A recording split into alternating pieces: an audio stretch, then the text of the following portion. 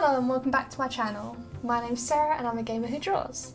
Today we're going to be looking at my top 5 favourite art books. Right, let's jump into it.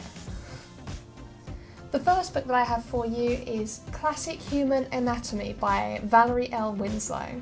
I absolutely love this book. I use a lot of other anatomy resources such as Charles Bugg, Andrew Loomis, Bridgman of course. But this book is the one I find open on my desk the most.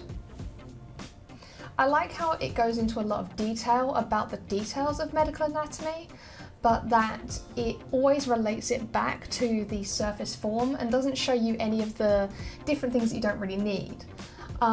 So it's only talking about how the different anatomy structures affect the body aesthetically, which is so helpful.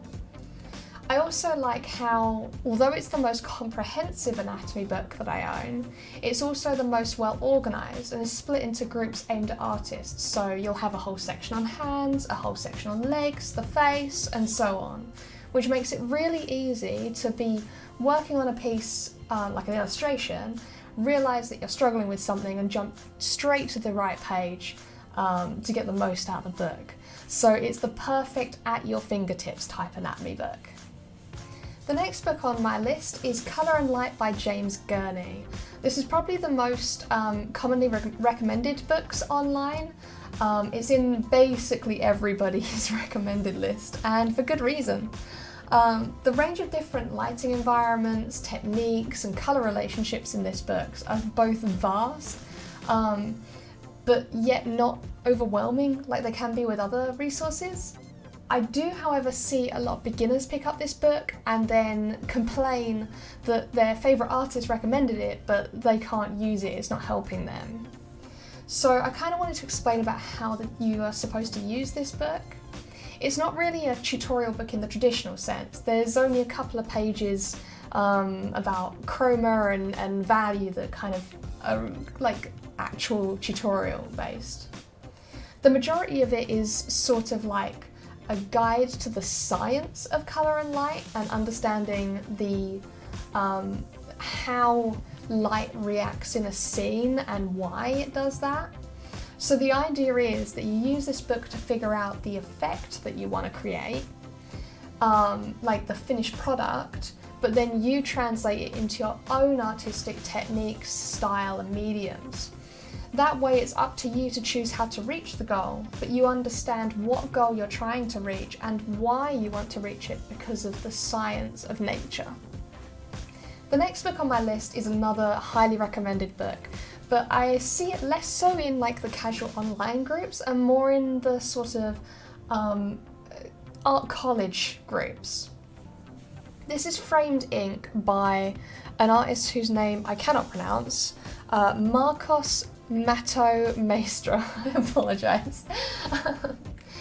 So this book really focuses on composition, which is something that I personally have struggled a lot with, not only in trying to understand, but also in finding references to be able to study it. This book kind of acts as a sort of cheat sheet in how to start your illustrations. So it explains the kind of how the audience is going to look at the piece, how they're going to react to the piece, and therefore how you can control that reaction.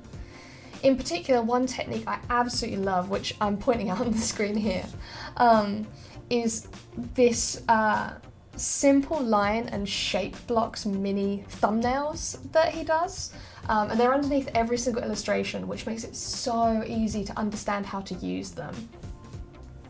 So the idea is that you create a line composition to explain the movement of the eye that you want to create, or kind of the atmosphere that you're going for. And then you use the blocky thumbnail to kind of illustrate the positive and negative space.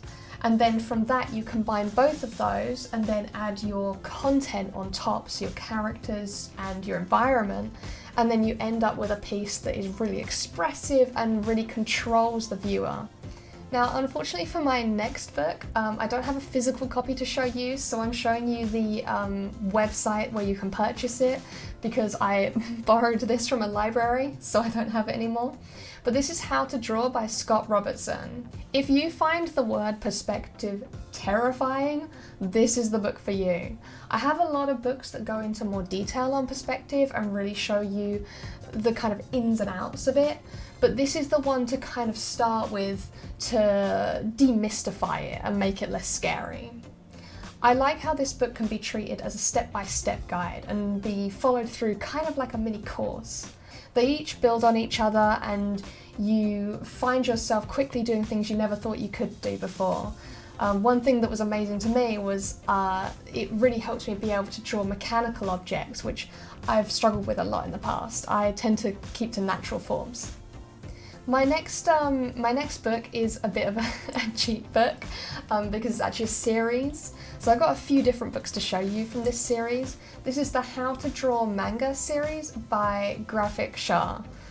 So in my 10 years of properly studying art, this is the series of books that I turn back to all the time, like by far the most.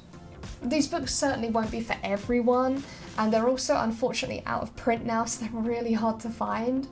But if you want to focus on manga-inspired artwork, then I really recommend trying to pick up one of these secondhand because they're just invaluable. These books basically taught me everything that I know about creating manga art, and they're the main reason that I was able to create my own manga series so young. I think if you combine books that are based on a certain style, like this, with the other books that I've mentioned before that are more fundamental based, I think that you can create a really strong, both stylistic art identity, but also something based in a foundation of realism and understanding that will make your work look so much stronger. One thing I really like about this series is that not only does it have step-by-step tutorial about individual things like eyes and faces, it also shows you kind of the process of an entire illustration, how to add movement to the body, and really create that 3D effect that it's so hard to capture when you're starting out. They also have different reference books that are based around a certain topic. So I've got 4 different ones here, and this last one, I only have it in Japanese, which has made it hard to read, but the pictures do enough. But this one's all based around like a school environment, so you've got the different props and the clothing, and it just seeing the same pose in like 7 different angles is ridiculously helpful, especially if you're working on your own manga series. I had these books open every day when I was working on mine. And here you can see that they have different books that are based on either male or female anatomy and the differences between them. And I think they have different artists in each one as well. So it's really interesting to see like different artists tackling the same style or a similar style. I think that helps to kind of figure out what do you like in the style and what do you want to recreate. For my final book, I've got a bit of an honourable mention for you here. This is Beginner's Guide to Digital Painting in Photoshop, the Characters book by 3D Total. I didn't include this in my main list as I actually haven't completed the book myself, as I ended up working on an online course for digital painting about halfway through this, which kind of distracted me from finishing it. But I had to add this in because it's so useful for beginners if you're moving from traditional to digital artwork. The tutorials are incredibly easy to follow and it demystifies a lot of the technical aspects around using Photoshop and digital painting, which is probably the biggest barrier for people starting out in digital art. I would like to note though that this book does not teach you how to draw. It assumes that you already have a base understanding of the fundamentals and basic drawing skills coming into this. So this isn't going to help you understand colour theory or anatomy or anything like that, but it will teach you 1, how to use Photoshop specifically, and 2, how to translate your skills that you can already do on paper onto the digital format. Thanks so much for watching today. I really hope that this was helpful for you and maybe you found a new book that you're going to pick up soon. If you've got any suggestions for really good tutorial-based art books, please leave them down below. I would love to check them out because my collection needs increasing.